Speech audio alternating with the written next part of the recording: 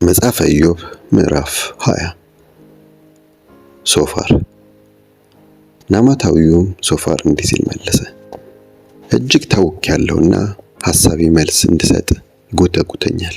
የሚያቃልለኝን ንግግር ሰምቻለሁ፣ መልስም እሰጥ ዘንድ መንፈሴ ገፋፋኝ። ሰው በምድር ላይ ከተቀመጠ ጊዜ ጀምሮ ከጥንቱ እንዴት እንደነበረ ታውቃለህን? የኃጢአተኞች መፈንጨት ለአጭር ጊዜ የክፉዎችም ደስታ ለቅጽበት መሆኑን አታውቅምን?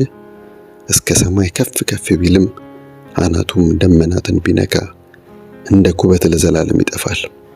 ቀድሞ ያዩትም የት ገባ ይላሉ፣ እንደ ሕልም በሩ ይጠፋል አይገኝምም። እንደ ሌሊትም ራእይ በቅጽበት ያልፋል። ቀድሞ ያየው ዓይን ዳግመኛ አያየውም፣ የነበረበትም ቦታ ከእንግዲህ አይመለከተውም። ልጆቹ ለድሆች ካሳ መክፈል አለባቸው፣ እጆቹም ሀብቱን መልሰው መስጠት ይገባቸዋል። አጥንቱን የሞላው የወጣትነት ብርታት ከእርሱ ጋር በአፈር ውስጥ ይተኛል። ክፋት በአፉ ውስጥ ቢጣፍጥ ከምላሱም በታች ቢደብቀው አውጥቶ ለመጣል እየሳሳ በአፉ ውስጥ ቢያቆየው ምግቡ በሆዱ ውስጥ ይመራል፣ በውስጡም እንደ እባብ መርዝ ይሆናል። የዋጠውን ሀብት ይተፋል፣ እግዚአብሔርም መልሶ ከሆዱ ያወጣዋል።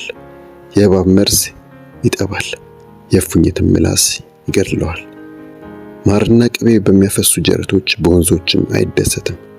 የለፋበትን ሳይበላው ይመልሳል፣ ከንግዱም ባገኘው ትርፍ አይደሰትም። ድሆችን በመጨቆን ባዶ አስቀርቷቸዋልና ያልሰራውንም ቤት ነጥቋል። ክፉ ምኞቱ እረፍት አይሰጠውም፣ ሀብቱም ሊያድነው አይችልም። ያለውን አሟጦ ስለሚበላ ዘላቂ ብልጽግና አይኖረውም። በተድላ መካከል እያለ ጉስቁልና ይመጣበታል፣ በከባድ መከራም ይዋጣል። ሆዱን በሞላ ጊዜ እግዚአብሔር የሚነድ ቁጣውን ይሰድበታል፣ መዓቱንም ያወርድበታል። ከብረት መሳሪያ ቢሸሽም የናስ ቀስት ይወገዋል። ቀስቱን ከጀርባው የሚያብለጨልጨውንም ጫፍ ከጉበቱ ይመዛል፣ ፍርሃትም ይይዘዋል። ሀብቱ ለድቅድቅ ጨለማ ተዳርጓል። ሰው ባላራገበው እሳት ይበላል፣ በድንኳኑም ውስጥ የተረፈውን ይልሳል። ሰማያት ኃጢአቱን ይገልጡበታል፣ ምድርም ትነሳበታለች። በእግዚአብሔር የቁጣ ቀን ቤቱን ጎርፍ መኖሪያውንም ወራጅዋ ይወስድበታል።